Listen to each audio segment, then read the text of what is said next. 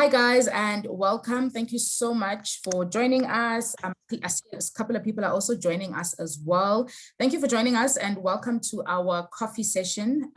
Basically, we use this session to talk about money, talk about all things related to finance. And as I allow everybody to walk in, yay, some people are switching on their cameras, which is great. So we can have a bit of a discussion, which is really what we want. So I think almost everybody who was sort of in the waiting is almost in. Yeah, okay, cool. Everybody can join the conversation as we go. So for the benefit of the new faces, we are Momentum Velocity Club. And basically what we do is that we help people align to some of the goals that they want to achieve. And to simply put it in an explanation, how I always say it is, you know, when you got that first job and you were like, this is what I want to do because I earn an income now and these are all my dreams and I'm going to buy that car, have my property by 30 and all of those things. And then 5 years down the line, you wake up and you're like, whoa, what happened to all that income? You know, what have I done? What have I not done? What have I been doing wrong? Basically, what we do is we help people make better decisions to avoid that type of situation if you know of those type of scenarios or have actually been in it. And I'm joined by my team, Lazola, Kosi, and Frank, who are going to be facilitating the topic with me today. And today we're talking about generational wealth, okay? And one of the reasons why we thought this was a really important topic and one that's close to heart is because often when we talk to clients about their goals and what they want to achieve, why they want to do better with their money, there's always it's for my kids. I want them to have better opportunities. I want them to do better at this life thing. I want them to have access to things that I didn't have. And that's one of the reasons why people actually jump onto this, you know, to make that change. So we thought, let's talk about generational wealth then. Let's discuss it at length. What do you need to be doing more of? What do you need to stop doing? And what are some of the ways that you can actually create this and also sustain it?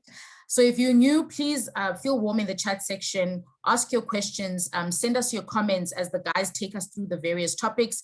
A lot of you engaged via RSVP with loads of questions, which I'm really excited about because we're going to unpack them in the different segments. But if you've got that burning question and you feel like you did ask it in the RSVP, but Lazola is not getting to it, you know, or Chris is not getting to that specific question that I asked, please feel free to use the chat section and let us know what the question is, and then we'll just engage in the comment section. If you also want to, you're welcome to switch your video off, unmute yourself. You'll be muted as you come in, but you can switch your video on, unmute yourself and jump into the conversation if you would like to. We really like this to be very chilled, laid back. Let's discuss at length. Let's learn from each other. Let's not rush to, you know, get to the next thing. Let's ask the permanent questions that we actually have and walk away having those answers. So that's something that's quite important to us.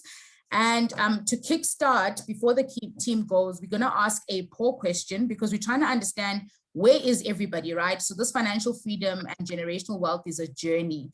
There's always a start and a middle and almost there, I'm not sure.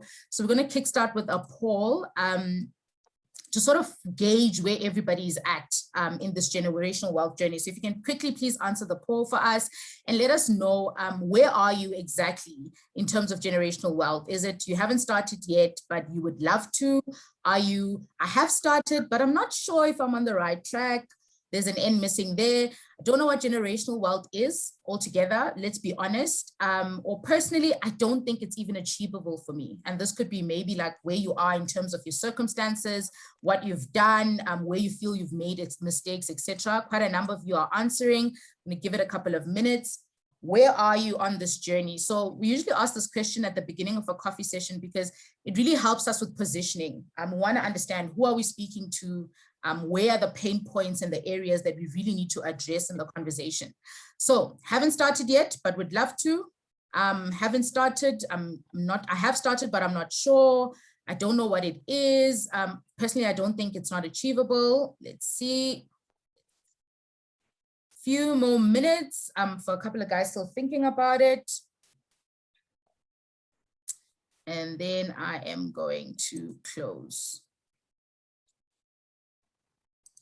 Cool. So here are the results in terms of where we are. So more than 50%, just about 50% of us haven't started yet, but we'd really love to, which is great.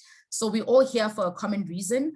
38% nice, say I have started, but I'm just not sure if I'm on the right track. So I need more information. I need to know more. About 9% say, I don't know what generational wealth is. So maybe that's a good place to start. And then 0% said, I don't think it's achievable. Now, this for me is great news. And I think it's a great place to start because everybody on this call knows that it's achievable and they're willing to do what needs to be done in order to achieve it. Awesome. So to kickstart, guys, what we're basically going to do is we've segmented some basic steps that we think are really important in your generational wealth journey. And we also think these are steps that are going to answer some of the questions that you had, right? I know there were a lot of questions about, am I earning enough for generational wealth? Is it about the money? How much money do I need to make, etc.? And the team is going to take you through the answers to those questions in their different segments. Kwesi, you can kickstart the conversation with the parts that you're going to share, and then we can take it from there. Okay. I think we haven't really started defining generational wealth. So maybe I should start there. Is that okay, Andy? So generational wealth is basically wealth that you pass down from one generation to another. It could be in any form, but usually it is leaving financial assets to your family. A financial asset could be your savings, a living annuity, or even a property. Imagine you have a paid off property that you leave to your child, and when you pass away, your child actually doesn't have to spend loads of money to get their first property. So that's all part of generational wealth. But I think one of the most important parts of generational wealth is actually providing your child with education, but Andy will go into detail about that. So just quickly, the basic steps for creating generational wealth. It's kind of 6 steps. It sounds very easy, but each of them can be unpacked quite a lot. I hope we can cover everything in an hour because it's quite a lot to cover. But let's start. So step number 1 is you have to have a strong financial foundation. Now, what do we mean by that? Basically, it means it doesn't help you sit with loads and loads of short-term debt like credit cards and overdrafts. And then you also, in parallel to that, start to save for your generational or for your kids' future.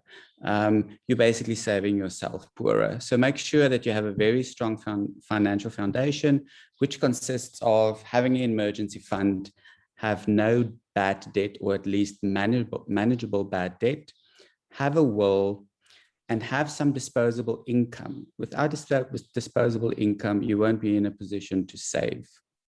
And then lastly, part of a strong financial foundation is to have protection in place, and that protection is insurance, which is insurance to protect your income, which is your future earnability, and insurance to protect your assets that you've built up, for example, home insurance or car insurance. Step number 2 is start acquiring these assets that will form part of your generational wealth portfolio. So that means start saving money. It can, even if you start with 250 Rand a month, it's better than doing nothing. Then, as I said, protecting your assets is part of your strong financial foundation. But as you start building your portfolio, it's important to also protect those assets. And that would include making sure that you have a will in place so that if things go wrong or if you pass away, that those assets are protected and is not basically eroded through estate costs, etc. The 4th thing, step number 4, is invest in your children's future, which Andy will have a look at or explain. And then Frank will also look at step 5, which is start teaching your children about personal finance. I mean, you can work very hard to build wealth that you give to your children, but once they get their hands on that and you haven't really explained to them how finances work, the chances are that they will just spend the money.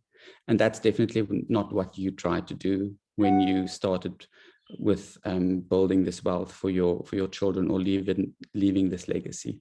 And as I mentioned, The sixth step is, how do you pass on this generational wealth? And that is through proper estate planning and having a proper will in place. Lizola will talk a little bit about that as well. So that's the quick 6 steps of creating generational wealth. Right. I'll quickly discuss the acquiring stage, which is savings and investments.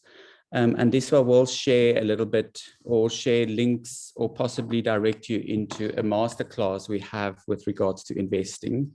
But I'll quickly try and cover just the basics. To start invest, you have to have disposable income. And how do you get disposable income? Well, it's very easy, or supposed to be very easy. You have to spend less than what you earn. That's the only way. There's really no other way. And then the second thing to remember is, don't put it off. Don't think you will start saving tomorrow.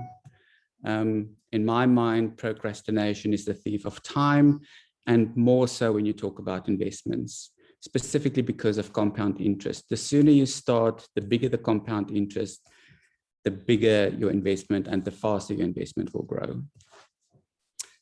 All right. That being said, generational wealth, as Andy mentioned as well, is just one of multiple goals you might have, which means a goal has a term or a investment horizon. And depending on what that investment horizon is, there are several types of investment options. There are several products you can think about. Products that you can consider is, for example, a tax-free savings account for your child. I've even heard about clients that's taking out retirement annuities for their babies. I know this sounds very strange, but it's actually quite a nice tool.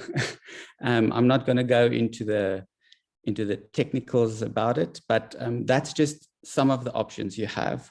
Another option could be as easy as putting 250 Rand away into, or buying shares. There are several platforms available that you can do it quickly and easily and without any costs. But like I said, the key is to start as soon as possible. I'm also going to talk quickly about how do you protect your goals or your wealth. And this is where life insurance come into play. Number one, it's very important to protect your income. Your income is one of the biggest assets you will ever have. And if you don't protect it against, for example, disability, it means that all your other goals are at risk, even more so generational wealth that you're trying to build. So make sure you protect your income. Make sure you protect your income against death and disability. If you are the main earner in the house, make sure that there's insurance in place so that should you pass away, that whoever is left behind is not put in a disadvantaged position, that there is insurance to pick up when you are not there to cover, for example, household expenses. A question we had is, okay, so how does one determine how much life insurance one should get? Well, we've developed a bit of a house view around that, but it depends on person to person. So our house view says that you should have enough life insurance to cover and settle all your debt on your passing or disability. As I mentioned, you should have cover in place to protect 100% of your income. You should have cover in place for disabilities, which requires lump sums of capital, for example, to do alterations or renovations to your house should you become disabled. And then critical illness. We have a house view that people should have at least 1 times the annual salary in critical illness, but a minimum of around 500,000 Rand for that. Okay, Andy, back to you. I'm like opting on and off screen because I don't want to seem distracted, but some of you are direct messaging me. So I'm just going through the messages as I engage myself in the conversation as well. Thank you so much, Kwesi. And as you saw, I mean, Kwesi mentioned a lot of things about building your financial health and making sure that you are okay, right?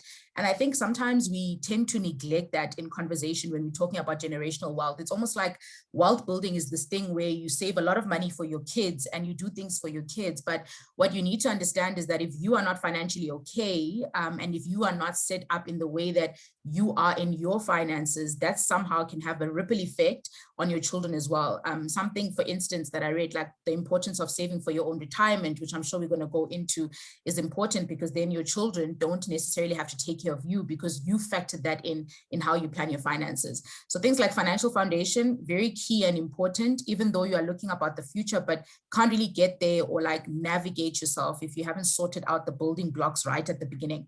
So thank you for that. The second part that we're going to talk about is the education element, right? So this is one that's very important to me personally, because I think it's been pivotal in my family scenario in helping us get to where we are. And that is investing in your children's education and making sure that you save and that you put away money and that you invest and there's money available for taking them to school.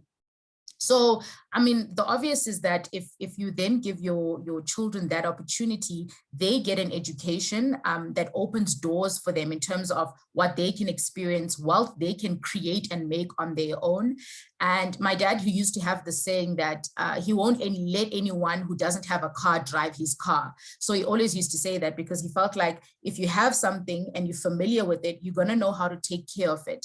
So the same thing goes with giving your children an education and making sure that they make, or rather they have the opportunity to make their own money.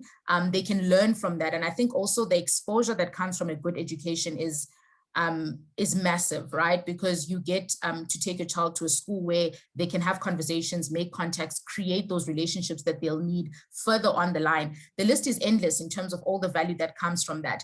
And there were a couple of questions about, well, how do I do this? So in most cases, I mean, we're being very realistic. And I think that's what we love about, that's what I love about our advice, is that it's very realistic in the sense that if you are wanting to take your child to a good school, which I'm sure everybody does want to, it's very difficult to save enough to give that child, to save enough investment form for the child to go to school from the age of 4 to 6. So if you're sitting here and you have a 10-year-old and you're thinking, oh my God, does that mean it's late for me? Like it's over, there's nothing I can do because my child is already 10, they're at this school, etc. In most cases, you will fund the day-to-day fees, the month-to-month fees, or however you are paying them from your monthly budget, which is fine because that's what most households can handle and is realistic. But when it comes to things like tertiary education, when it comes to things like funding that part, then you can look at investments. Then you can look at where can I invest?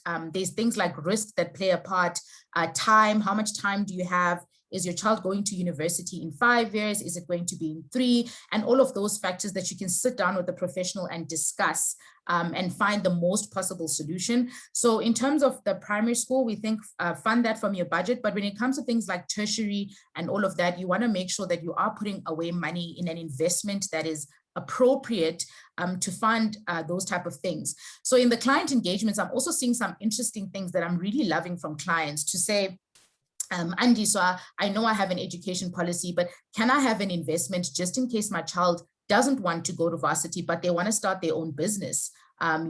Maybe that's what they want to do, or they're really passionate and they want to do coding in an academy and all of those other things. So in order to make sure that you invest for children to have that opportunity, there's going to need to be a lump sum that is available for that. So I think, like I said, the list is endless in terms of the value that you get from actually investing in education. And the last one that I think is very important, especially with the generational wealth, is things like money and wealth can deteriorate.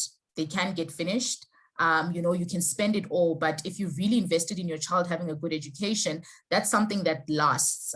That's value that they will get and be able to hold on to their name in the long-term future. So those are some of the reasons why we think that education is definitely something that you should prioritize if you're talking about your child. And Frank is going to touch on something else that's also linked to education, but rather on a direct relationship with you as a parent and your child as well. Thank you so much, Andy, and hi to everybody. So I'm going to touch on financial education. So it's very important to preserve wealth. And so you find children now receiving all this money or receiving assets. Now they need an education on how to preserve it and to keep it from the next generation, even to maybe to 3 or 4 generations beyond that. So financial education is very important, and it helps like create wealth. You get passive income from investments and so on and so forth. So it's just to make sure that your family is protected in terms of the money that they've made and they've worked hard so much for. I'm just going to discuss certain things that you can do in order to basically educate your children, provide a good foundation in terms of making financial decisions. So research shows that 70% of families lose their wealth in the second generation, and a massive 90% lose it in the third generation. So it's important to equip our kids with the skills that are required in order to manage money and to avoid getting into debt. This will help them to be able to make informed money decisions and to invest the money in assets that will be able to remain in the use of the family from generation to generation. Such assets may be, for an example, as I've mentioned before, investment property, which can generate passive income, farms, lucrative businesses, even skills such as winemaking and furniture making, and any other sustainable means, that can keep a family from generation to generation. So when is the right time to education? So I would say as early as possible, especially in the teen years. That's when kids start actually making financial decisions, but as soon as possible. So I've got two children, 2 and 5. So my eldest son knows that when we go shopping, he cannot just buy anything that he wants. We do follow a budget. So I would say that start as soon as possible and help them to understand and instill those principles and values at a young age. So some of the effective ways of doing that is playing games that involve money. For example, Monopoly. Everybody knows how Monopoly works. This will teach your child the importance of budgeting and planning. The other thing is making a wish list with your child. So it's important for your child to learn financial literacy and then also to create a certain set of priorities in life and understand that money does not grow on trees. So we can't always have what we want whenever we want. So you have to sit down with your child and create a list of things they want, and then prioritize the items in terms of the importance, and then strategize with your kids in terms of how will you work in order to get them. The next one is teaching them while you shop. So most of us do go shopping with our children, and they actually observe the behavior that we have while we shop. So when you take your child shopping, actively explain your decision-making process. When you arrive at the store, for example, tell your child how much you have, in terms of how much money you have and how much you are willing to spend and what your priorities are. Show them why you're picking some items over others. As an example, you've got your premium brands, and then you've got like your normal discounted brands. So you just show them and explain, so that they understand. So children learn more from examples. So by showing them how to do it, the chances are they will repeat it in their own lives as well. The next one is giving them an allowance. So when you give them an allowance, they know how to prioritize, and they learn how money works firsthand. So they've got firsthand experience. If they have 100 Rand to spend, then they know how to prioritize it. You can help them in that process as well.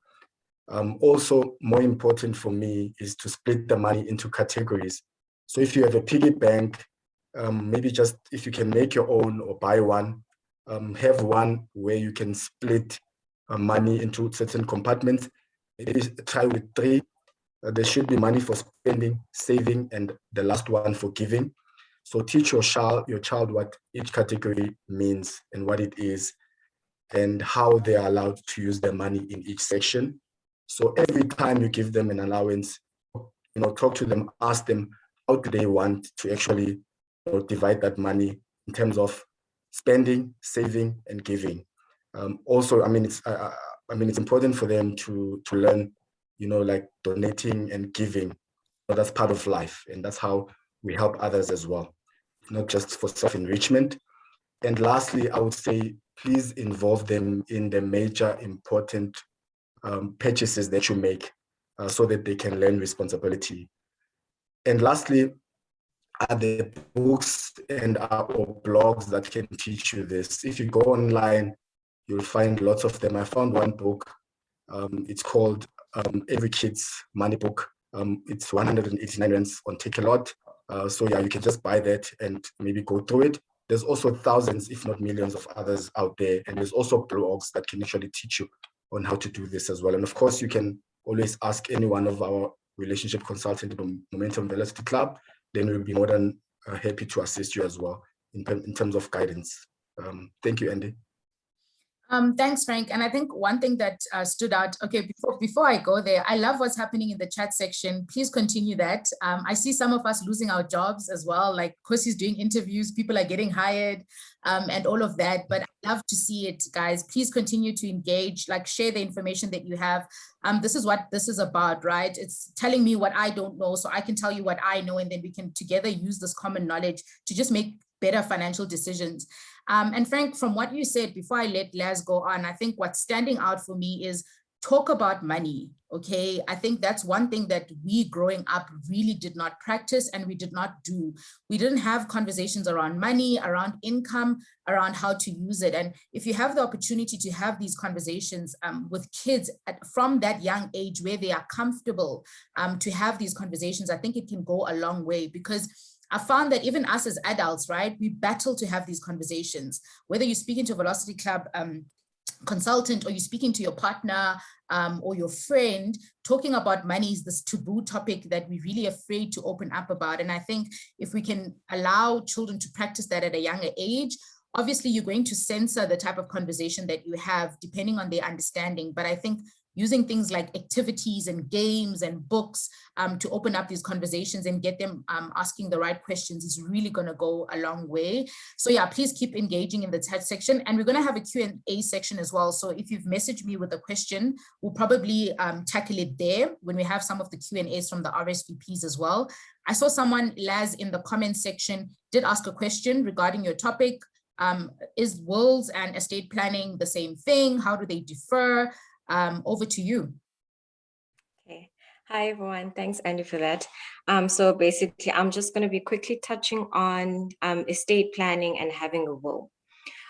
So estate planning is pretty much, if you have an asset, then you have an estate. Because sometimes we think that you have to have like millions, be super wealthy in order for you to say you have an estate or engage with estate planning. But it actually, just the mere fact that you have an asset, you have an estate. And estate planning is just you trying to find ways in which you want to plan for your estate or those assets to be, distributed upon your death. So it's pretty much, setting out a plan or a way in which you can distribute your estate assets out to your beneficiaries, and also sometimes factoring in the cost implication of you having the estate. So another tool in which you use is actually a will. So a will is a very great tool to use for this, and especially for generational wealth and ensuring that you actually pass it on. So sometimes we think also the same with having a will, that if you, let's say, don't have a lot of assets, you think there's no need for you to get a will. But the nice thing is that with a will, then you get to, stipulate and fully detail how you want the assets to be distributed amongst your beneficiaries. So, and in a case where, let's say you do have children as well, especially with that, especially minor children, so that would be under the age of 18, then, you know, a will would be a great way where you can actually nominate a legal guardian should something ever happen to you, and also the other natural parent for the child. In this way, then you get to ensure that, you know, you do look out for the interests of your child. And another thing to also factor with that is that, you know, when you do create a will, you can, in an instance where you have assets, you can leave them within a trust. So a trust you can do, there are two types of main trusts out there. So there's a testamentary and an inter vivos trust. So a testamentary trust is the one where you would actually create it in terms of your will. So you would say in your will that, you know what, I want to leave, let's say, this asset to this value, and I want to leave it to, let's say, my child. And yeah, that would be stipulated in the will, and it would pretty much be used as the trust deed.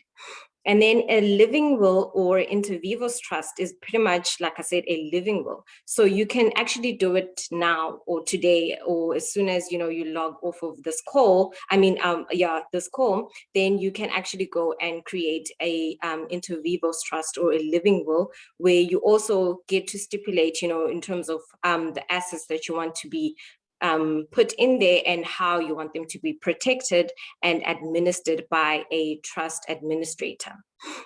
So a will then is important, especially bringing it back to the importance of it, especially in the case of having minor children.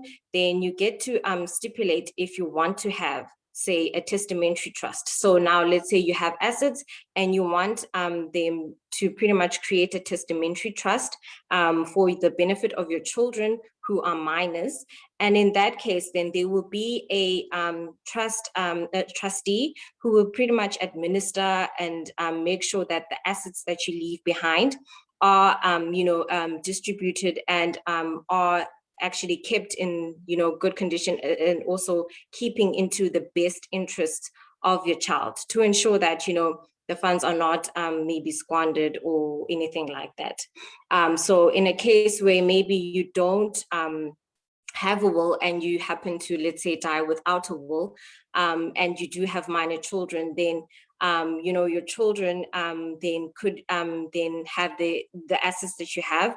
They could literally then be administered by the guardian fund. So the guardian fund is also is underneath the Master of High Court. So then in that case, then it would be a longer process in order for, let's say, the child to have access to the funds. Then, you know, it's going to be a long process for there to be even a legal guardian who's going to help, you know, with ensuring that they do have access to the funds. They have to complete forms every single time, let's say, they would need to pay for school fees or anything like that. So it's actually very important to ensure that you do have a will in place, just to ensure that, you know, whatever you do have, it is, you know, catered for, and it is distributed to how you want it to be distributed. Thanks, Laz. And look, we're going to jump into the Q&A section quite quickly. And there were a lot of questions around this question. And although I think you did mention it in the conversation that we had, but in case somebody missed it, because a lot of us wanted to know this, right? And you can jump in on it, or Kwesi or Frank can also join you in answering that. But there was a lot of, do I have to have a lot of money to start building generational wealth?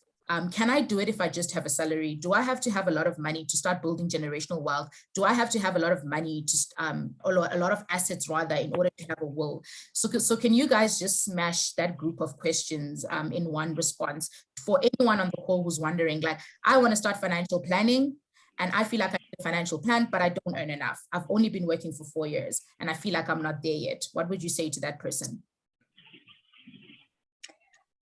So for me, I would say there's actually, you know, when it comes to something like this, sometimes we hide away from it, or we feel like we don't earn enough or we don't have enough. But just engaging with platforms like this is another way that can actually make sure that you get all of acquire their knowledge out there. Because now we're speaking about certain things where, you know what, you actually can jot down and want to understand more and go out and do more. So personally, I believe that it's actually, you know, good to have a financial planner who would help you with these things. So it's their job, it's their role to help you, you know, navigate a lot of these financial things that sometimes we might not even understand. And, you know, especially when it comes to things such as, you know, as I just touched about, you know, having an estate and, you know, making sure that whatever little that you do have, you get to leave it behind for someone else. And, you know, yeah, just those things. So I would say just trying to get some sort of assistance would be one thing. And yeah, just to invest in it, because sometimes, you know, you might feel like you don't have much, but sometimes we spend maybe that 200 or 300 Rand on takeaways. And, you know, maybe it could have helped you maybe to attend maybe a webinar or a some short course, just for you to understand more and, you know, learn more. So just also to factor that in, that, you know, sometimes you have to invest in it in order for you to be able to pull it off. Cool. And another question following up that as well, I think some people wanted to know, and this question excites me, right? I always get excited when people are planning ahead because I feel like we need to do more of that. So there were quite a couple of people saying, I'm just a student, or I've just started working. I'm in my early 30s. I don't have any children or dependency yet, and I want to start this journey. What are some of the things I need to start with? So it's sort of like a beginner's generational wealth journey. Where does it begin? What are some of the items that you're ticking right at the beginning? Kwesi? Sorry, Andy, I was answering a question on the chat. Can you repeat that for me? No problem. I wanted your focus. That's why I pulled you out. So we got a couple of questions from people who are right at the beginning, right? Who are saying, I'm in my early 20s. I'm just a student earning like a part-time salary, or I don't have kids yet or anything like that. I'm right at the beginning. What are some of the ways that I can start building generational wealth? Just the easy wins or the small wins that I can start doing immediately? I think it's quite simple. It's all, for me, building wealth or doing investments boils down to one thing, and that's discipline. It's a discipline of putting away an X amount of money every month. So as a student, even if you're a student, make a commitment to yourself and say, you know, if you get, for example, 100 Rand a month because you're tutoring, take that 100 Rand a month and invest it, and get into that discipline of, I don't need that money. It's amazing how flexible people are. You would think, oh, but there goes my pizza or my beer for the month. But as soon as you get into that discipline, the older you get, it's just so much easier putting that money away every month. And that's how you start, with discipline, with small amounts. It doesn't have to be 1,000 or 5,000 Rand a month. Literally, there are so many platforms available currently that you can do it for as little as 100 or 250 Rand a month. Just start doing it. And there was another question as well about, do you, like, when you are investing, do you have to have a monthly contribution? And this is probably like an entrepreneur that's asking, or a business person who's saying, you know, can I invest lump sums, or am I committed to monthly investments? So types of investments, there definitely is the option of lump sum, if that's what you can do. But I love what Kwesi is mentioning about building the financial muscle, right? Just train it with the little that you have and build up from that, so that when the big comes, you're actually ready for it and you've got an appetite for investing. You sort of understand a bit more. And I think a lot of people in this call are also interested in financial education and knowing more about investments and all the types of options that they need to have. So another question that we had is, when I'm looking at planning for the future, and I think we had this question before as well, when I'm looking at planning for the future, what are some of the ways that I can involve my family when I am planning?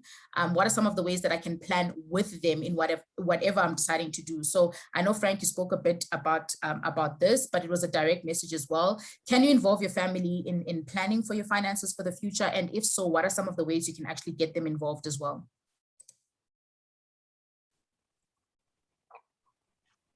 Okay, so yes, it's important to actually plan. I think if you're looking at a family structure, so if you're a couple, you've got kids or no kids, but it's important to put all the cards on the table, to be honest, have an honest conversation about your finances, budget together.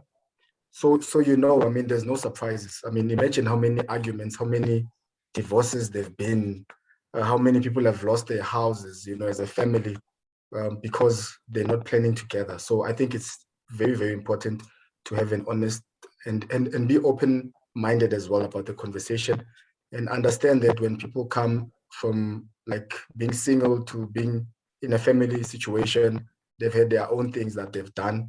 So also allow them to have, an honest conversation, and don't be judgmental, so that people can be open. And if there's things that need to be fixed, then you know what needs to be fixed, and you work towards the same goal. I think it's very important. Also involving the kids from a young age, as I've explained, is important as well, so that they know how money is managed and how finances are managed, and how, what's their responsibility in the whole structure in the family. Yeah, and I see someone else is saying as well, Frank did mention a book that you can use, which is great. So they want to utilize that resource. So if you can maybe type it in the chat section as well, and let them know which book you were referring to. So in the Q&A section, guys, there's a lot of black tax questions that also came up. How do I navigate building generational wealth in the midst of black tax, and how do I do that? And I think I'm going to give a stab at this one first, and then if anybody wants to add something different, they can do so. But we once had Usia, who gave a talk at one of the events that we had as Velocity Club. So we used to host physical invests for engagements when we could, a long time ago. And he got the black tax question, and somebody asked him, look, how do you navigate black tax? How did you become so successful, and what did you do? And I really liked his answer. It was like February that year, and I still remember it because I thought there was a lot of value and weight in it. And he said that I've had to have crucial conversations with my family to make them understand that if I am to offer better to them, I need to be better. And if he is to offer value, and if he is to start building this generational wealth and actually build on top of it, he needs to be in a better position. So I really like that response. Obviously, like, it's very circumstance dependent. It's very, where are you? But I think if you want to sort of change the narrative, then you need to start doing things a bit differently. It's not going to be easy, and it's going to require a lot of crucial conversations, but somebody has to do it, right? With every wealthy family, or with every generational wealth chain, somebody started it.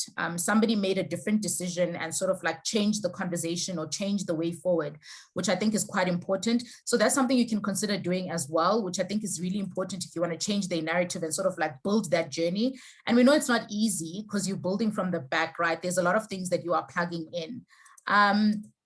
Some of the questions that you guys asked, as well were very very advice specific. You literally gave a scenario, and you said you are this many years old, you have this, you have that. That type of conversation, and Chrissy can jump in and add here, but that kind of conversation where it's very person and circumstance specific really requires you to sit down with a relationship consultant or an advisor and have that conversation so they can understand your situation and your circumstances better. Because I think it would be very irresponsible of us to just give you financial advice just like that based on those facts. And I know in our team, specifically, Chrissy really likes to dig deep and understand the root of the problem. Like, okay, but what are we trying to achieve? Why does she have this certain problem? How can we fix it? And I think we have to have those type of discussions and questions in order to give you an answer that I think is valuable. But Chrissy, you can add there. Yeah, I think I think people maybe sometimes get frustrated because we don't go into that much detail, for example, to say, you know what, go and invest in this share or this fund and this product during coffee sessions like this. And the reason for that is that everyone's circumstance is different on so many levels, just so many levels. I mean, I just look at our clients. Not one or two of the clients that we look at have the same circumstances. Your goals differ. Your investment horizons differ. The way that you look at risk differs.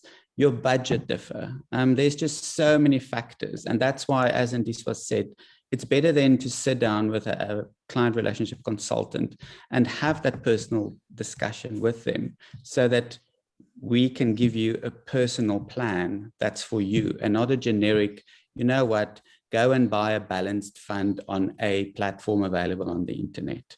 I agree, that's not really helping you. But at least we just want to plant the seed to say you are unique and there is a plan for you. I agree. And there was also a question, thank you, Percy. There was also a question about how much does financial advice actually cost? So I want you guys to be comfortable in that we answer all the questions that you bring through, because we want you to keep asking us questions and driving conversation in that way.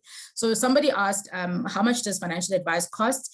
It really depends, and it can vary quite a lot. You could get a session that is 1,000 Rand. You could get a session that is 2,000 Rand. Some people charge percentages and all of that. Personally, at Velocity Club, we have a monthly subscription, which is 6 months. And the reason we went the subscription route is because we really believe in, firstly, personalizing financial advice to your specific circumstance and not generalizing it. And secondly, because we want to hold you accountable, right? We want this to be a relationship. So that's the type of financial advice that we have. We want to say, okay, what are your goals? What are we doing? And not leave you there, but then how do we execute on these goals? What solutions do we need? How do we help you get that solution? So that's why we're subscription based, and the subscription starts at 99 Rand per month. Like I said, it depends on the advisor. It depends on where you are. It can vary quite a lot, but our stance is that we need to build the solutions to be personalized, but we also need to keep you accountable to them. Otherwise, you never get around to it. And it's this thing that you sort of like push down the line, and you never reach it, or rather you never start actually working towards it, which we think is really, really important. And then, okay, you can send me other questions that you'd like me to look at. Otherwise, I'm going to go on with the ones in the RSVPs, but I do favor the people that attend the session. So if you're thinking of missing a session, don't, because as you can see, Kwesi's busy engaging in the chat section, and you're more likely to really get your questions answered in more detail when you attend the session and you're part of the conversation and you're sort of like advocating for your question to be answered, so to speak. An interesting one that I really liked, there was also lots of interesting questions, but this one was, what is the difference between being wealthy and being rich? So what do you guys think the difference is between the two for the person asking? I'll go with that. Okay. This is maybe not a academic definition, but more of a personal preconceived idea maybe. But I see rich people as those ones that's flashy. They've got the designer's clothes, they've got the fast car, the big houses, going on holidays. Those for me are the rich people. The wealthy people for me are the ones that you don't see their assets, because they save their money, they've got investments, they've got a nest egg, but you don't see it. They just seem like normal people. What I always think about is, you know, if I see rich people flashing money, I always say to myself, I wonder just how the other side looks like how does the debt levels look like?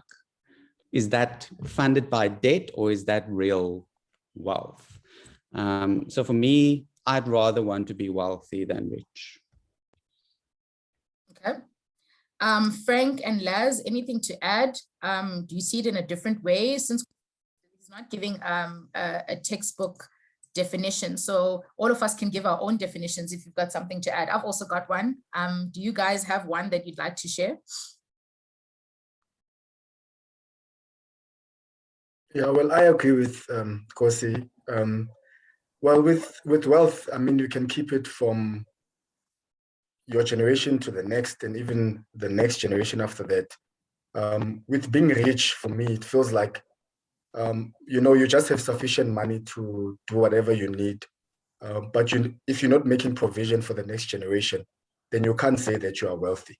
So I think the difference between being rich and being wealthy is just making provision for the generation after that, at least the generation after yourself, even if it doesn't have to be 3 or 4 generations.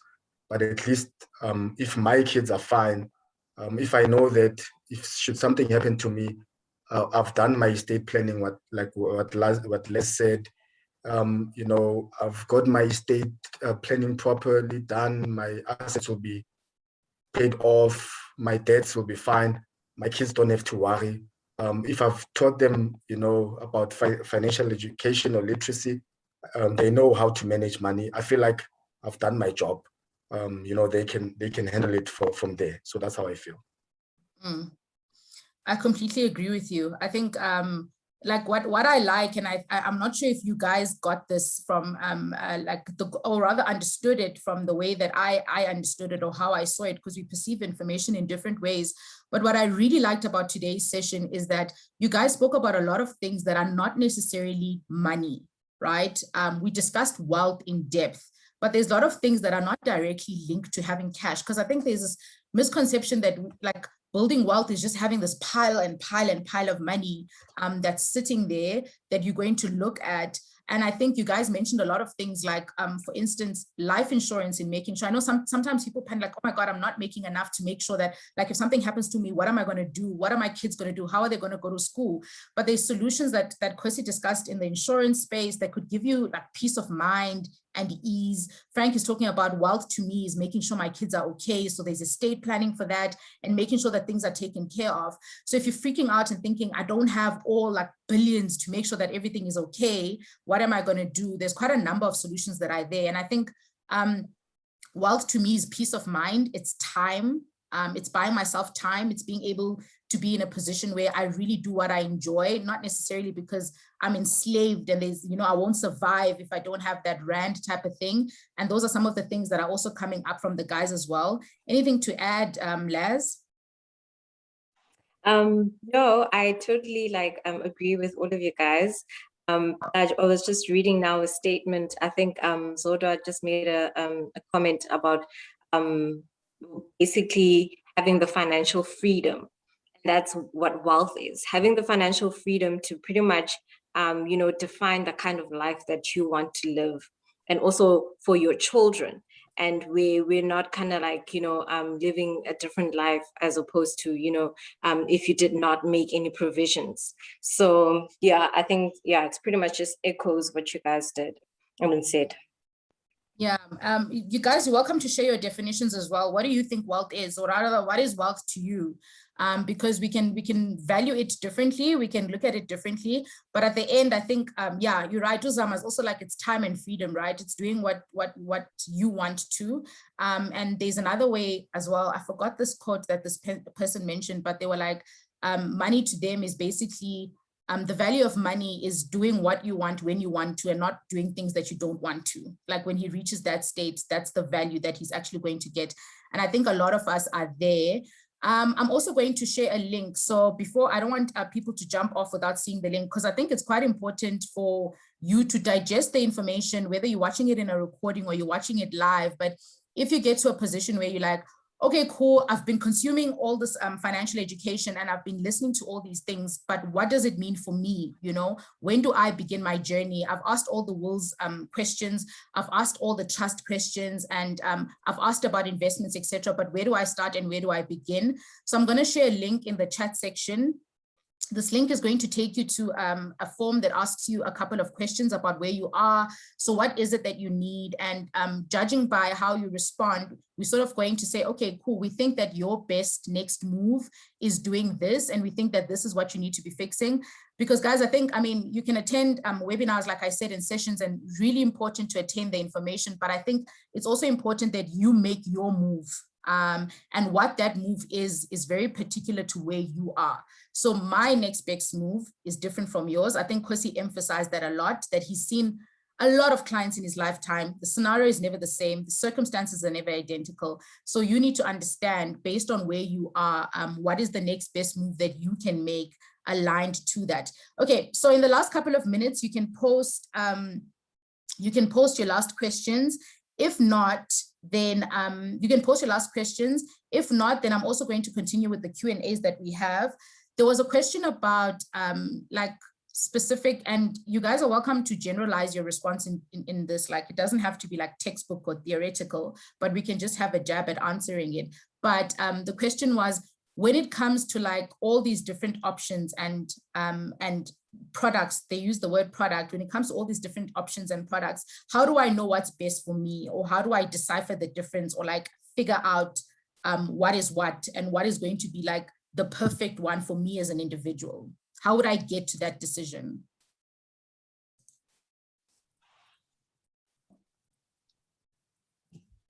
Yo. I saw you breathe, like, whoo.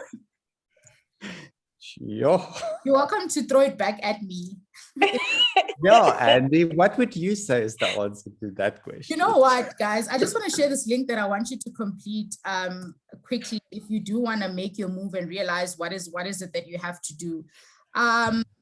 You know, I just saw another question come directly to me as well, but I'll try and multitask. One thing that I think is really important, or rather has been really important to me, is that I don't force myself to understand everything. I know I don't have the time, and neither do I have the interest to understand the nitty-gritties of certain things.